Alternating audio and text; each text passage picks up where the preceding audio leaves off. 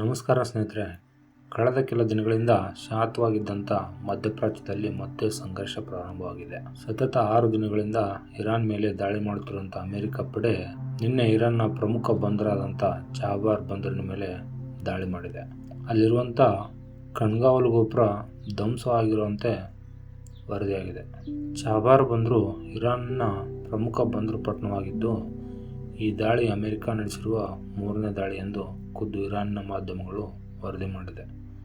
ಆದರೆ ಈ ದಾಳಿಯಿಂದ ಅಲ್ಲಿದ್ದ ಕಣ್ಗಾವಲು ಗೋಪುರ ನಾಶವಾಗಿದೆ ಎಂದು ಇರಾನ್ ಇಲ್ಲಿವರೆಗೂ ದೃಢಪಡಿಸಿಲ್ಲ.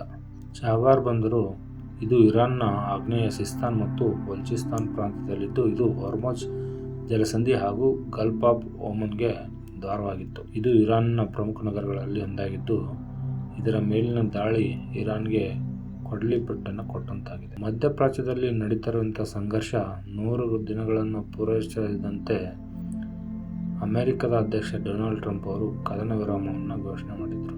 ನಂತರ ಪಾಕಿಸ್ತಾನದಲ್ಲಿ ಇರಾನ್ ಹಾಗೂ ಅಮೆರಿಕದ ಅಧಿಕಾರಿಗಳು ಶಾಂತಿ ಮಾತುಕತೆಯನ್ನು ನಡೆಸಿದರು. ಆದರೆ ಈ ಯಾವುದೇ ಮಾತುಕತೆಗಳು ಸುಖಾಂತವನ್ನು ಕಂಡಿರಲಿಲ್ಲ. ನಂತರ ಇರಾನ್ನ ಮಾಜಿ ಸರ್ವೋಚ್ಚ ನಾಯಕ ಆಯತುಲ್ಲಾ ಅಲಿ ಖಮೇನಿ ಅಂತ್ಯ ಸಂಸ್ಕಾರದ ಸಮಯದಲ್ಲಿ ಅಮೆರಿಕ ಅಧ್ಯಕ್ಷ ಟ್ರಂಪ್ನನ್ನು ಕೊಲ್ಲಬೇಕು ಎಂಬ ಘೋಷಣೆಗಳು ಕೇಳಿಬಂದಿದ್ವು. ನಂತರ ಟರ್ಕಿಯಲ್ಲಿ ನಡೆಯುತ್ತಿದ್ದ ನ್ಯಾಟೋ ಸಭೆಯಲ್ಲಿ ಟ್ರಂಪ್ ಇರಾನ್ ಜೊತೆ ನಾವು ಯಾವುದೇ ಒಪ್ಪಂದ ಮಾಡಿಕೊಂಡಿಲ್ಲ ಎಂದು ಹೇಳಿದರು. ಇನ್ಮುಂದೆ ಯಾವುದೇ ಕದನ ವಿರಾಮ ಜಾರಿ ಆಗುವುದಿಲ್ಲ ಅಂತ ಡೊನಾಲ್ಡ್ ಟ್ರಂಪ್ ಅವರು ಘೋಷಣೆಯನ್ನು ಮಾಡಿದರು. ಈ ಘೋಷಣೆಯಿಂದಾಗಿ ಶಾಂತವಾಗಿದ್ದಂಥ ಮಧ್ಯಪ್ರಾಚ್ಯ ಮತ್ತೆ ಉದ್ವಿಗ್ನ ಸ್ಥಿತಿ ತಲುಪಿತು. ಈ ಚಾಬಾರ್ ಬಂದರು ಎಲ್ಲಿದೆ ಅಂತ ನೋಡೋದಾದರೆ ಇರಾನ್ನ ಆಗ್ನೇಯ ಭಾಗದಲ್ಲಿ ಒಮನ್ ಕೊಲ್ಲಿಯ ತೀರದಲ್ಲಿದೆ. ಈ ಚಾಬಾರ್ ಬಂದರಿನ ಅಭಿವೃದ್ಧಿಗೆ ಭಾರತವು ಕೂಡ ಹೂಡಿಕೆಯನ್ನು ಮಾಡಿತ್ತು. ಈ ಚಾಬಾರ್ ಬಂದರಿನಿಂದ ಭಾರತಕ್ಕೆ ತುಂಬ ಸಹಾಯ ಕೂಡ ಆಗ್ತಾ ಇತ್ತು. ಈ ಬಂದರಿನ ಮೂಲಕ ಭಾರತ ಅಫ್ಘಾನಿಸ್ತಾನ್ ಮತ್ತು ಮಧ್ಯ ಏಷ್ಯಾದ ದೇಶಗಳಿಗೆ ಪಾಕಿಸ್ತಾನದ ಮೇಲೆ ಅವಲಂಬನೆ ಇಲ್ಲದೆ ಸರಕು ಸಾಗಣೆಯನ್ನು ಮಾಡಬಹುದಾಗಿತ್ತು. ಈ ಬಂದರಿನ ಮೂಲಕ ತೈಲ, ಅನಿಲ, ಆಹಾರ ಧಾನ್ಯ, ಕೈಗಾರಿಕಾ ವಸ್ತುಗಳನ್ನು ಆಮದು ಮತ್ತು ರಫ್ತನ್ನು ನಡೆಸಲಾಗ್ತಾ ಇತ್ತು.